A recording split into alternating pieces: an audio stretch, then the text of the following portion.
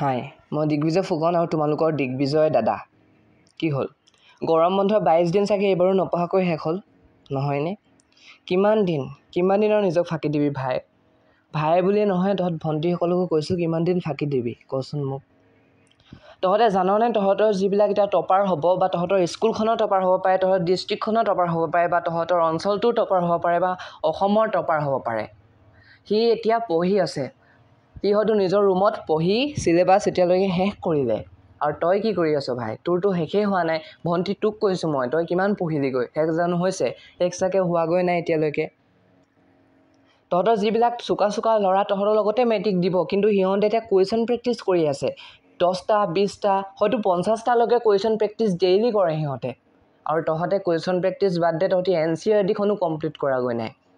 তহঁতলোকে এতিয়ালৈকেতো শেষ হৈ যাব লাগিছিলে। 6 মাহ বা 3 মাহ 4 মাহটো হৈ গ'ল চাগে তহঁতৰ এতিয়া কিতাপ চিতাপ দিয়া।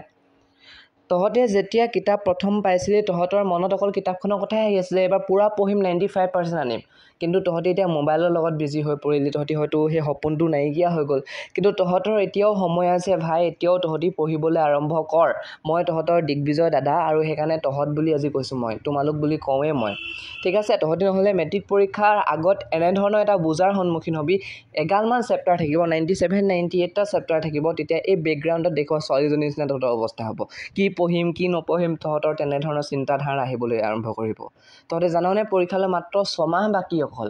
আৰু এই 6 মাহ তহঁতি যদি নপঢ়, দেন তহঁতৰ পৰীক্ষাৰ ৰিজাল্ট কেনেকৈ ভাল হ'ব তহঁতি সেইটো ক। কিন্তু চা ভাই, সময় এতিয়াও শেষ হোৱা নাই। আৰু তহঁতি কাম কৰিবলৈ মনোযোগ দে তহঁতৰ পঢ়াত। পঢ়াই এটা কাম তহঁতৰ, একমাত্ৰ কাম পঢ়াই।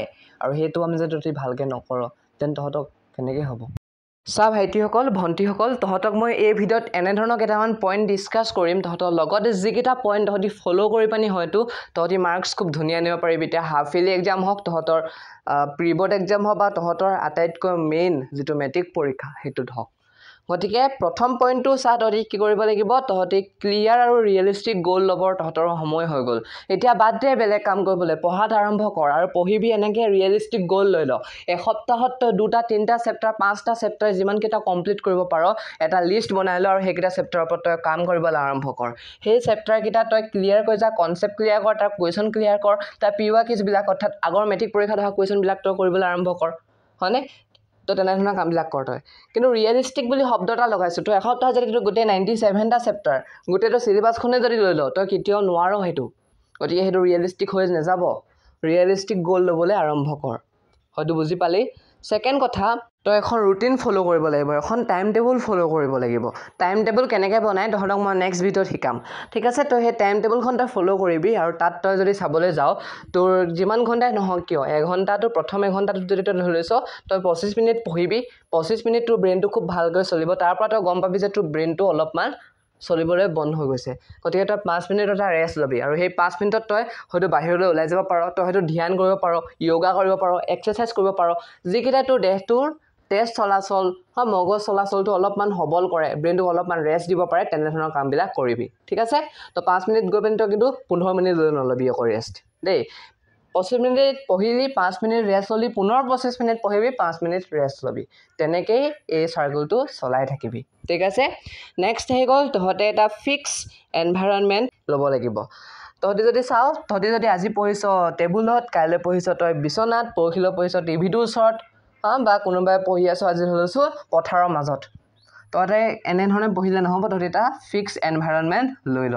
অৰ্থাৎ তহঁতে য'ত পঢ়িছ তাতে পঢ়িবি। ধৰি লৈছোঁ তই পঢ়িছ টিভি ৰুমটোত, টিভিটো চলি আছে আৰু তই তাত পঢ়ি আছ, তোৰ মনটো তাত বহিবনে? নবহে।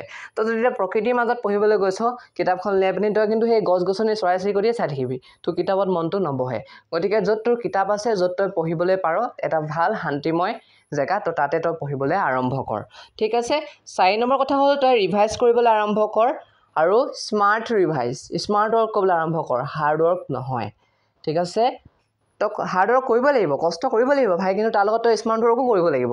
ঠিক আছে, তো মানে চা, এতিয়া তই যে ৰিভাইজ কৰি আছ, ডেইলি পঢ়িছ যিখিনি, সেইখিনিকে আকৌ এবাৰ পঢ়ি দিছ। বাট ৰিভাইজ কৰা মেইন মেথড কি জাননে? তহঁতি যিখিনি পঢ়িলি সেইখিনিলৈকে যিমানখিনি কুৱেশ্যন আগৰ পৰীক্ষাত আহিছে সেইখিনি তহঁতি ছল্ভ কৰ। যদি ছল্ভ কৰিব পাৰিছ, দেন গম পালি যে ওপৰৰ কনচেপ্টটো তোৰ ক্লিয়াৰ আছে, সেইকাৰণে তই কুৱেশ্যন কৰিব পাৰিছ। তো কুৱেশ্যন প্ৰেক্টিছো হৈ গ'ল, তোৰ ৰিভাইজো হৈ গ'ল। ৰিভাইজ কৰাৰ যিটো মেইন বুদ্ধি সেইটোৱে এক্টিভ ৰিকল কৰিবি প্ৰথম কথা ৰিভাইজ কৰিবলৈ হ'লে তই প্ৰথমতে নিজক পৰীক্ষা কৰ আগৰ প্ৰশ্নবিলাক লৈ ল আৰু তই প্ৰশ্নবিলাক কৰিবলৈ আৰম্ভ কৰ সেই কনচেপ্টটো ক্লিয়াৰ হৈ যাব চেপ্টাৰটোৰ প্ৰশ্নখিনি কৰিবলৈ আৰম্ভ কৰ তোৰ ৰিভাইজ হৈ যাব তাৰপিছত নেক্সট কি কৰিবি তই যিখিনি মনত থাকিলে সেইখিনি তই তোৰ লগৰ নালাগে তই নিজকে পঢ়াবলৈ আৰম্ভ কৰ নিজকে পঢ়াবলৈ আৰম্ভ কৰ কিতাপখন বন্ধ কৰি লৈছ এইটো সবা এইডোখৰলৈকে গৈছ আৰু নিজকে পঢ়াবলৈ আৰম্ভ কৰিছ তো তেনেধৰণে তই কনচেপ্টবিলাক ক্লিয়াৰ কৰ আৰু ৰিভাইজ কৰ ঠিক আছে তো 5 নম্বৰ পইণ্টটো চাই এতিয়া যে forgive your self and move on ঠিক আছে তই আগত যিখিনি ভুল কৰিলি সেই ভুলখিনি তই পাহৰি যা ক্ষমা কৰ নিজক আগৰ ভুলবিলাকৰ কাৰণে তই যদি আগত পঢ়াও নাছিলি তই সেইবিলাক পাহৰি যা এতিয়াৰ পৰা তই পঢ়িবলৈ আৰম্ভ কৰ আৰু এতিয়াৰ পৰা যিখিনি পঢ়িছ খুব ফ'কাছ কৰ মন দি পঢ়িবলৈ আৰম্ভ কৰ ঠিক আছে গতিকে তহঁতি মুভ অন কৰাৰ সময় আহি গ'ল আৰু ভালদৰে তহঁতি একদিন মুভ অন কৰি ল